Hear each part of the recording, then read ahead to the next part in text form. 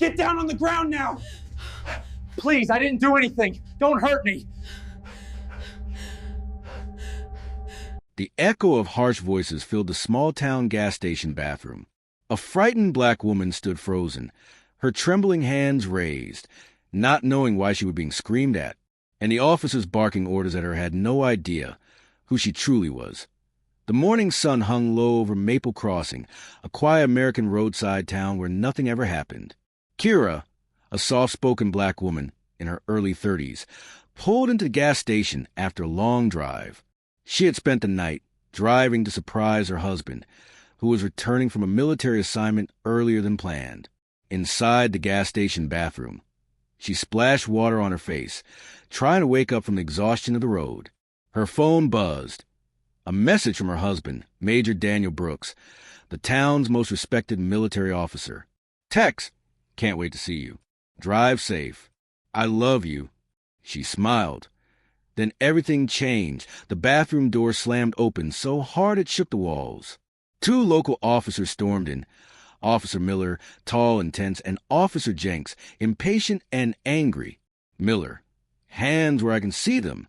Jenks, now. Don't move. Kira froze, confused.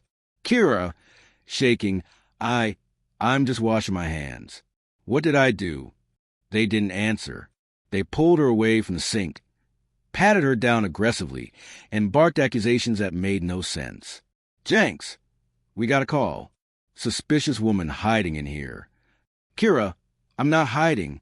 I'm just traveling. Please, I didn't do anything. Her voice cracked as they raised their tone, crowding her, treating her like a criminal in a place where she expected nothing but normalcy. Her phone fell to the floor.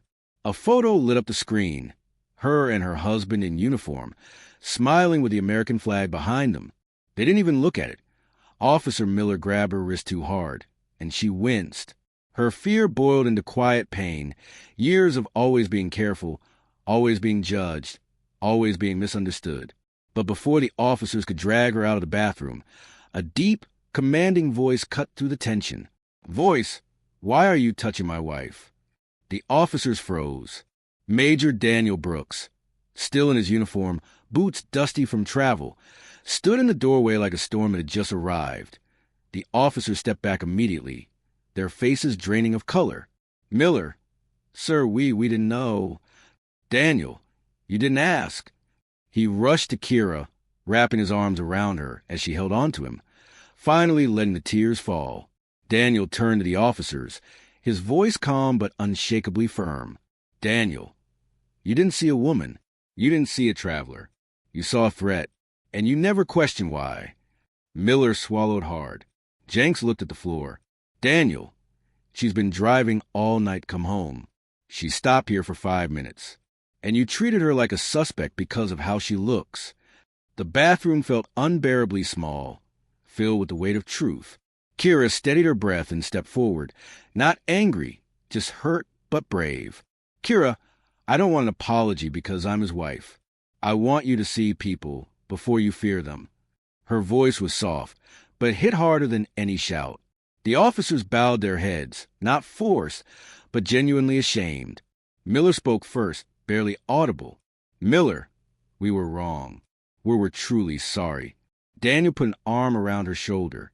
Daniel, let this be a lesson you never forget.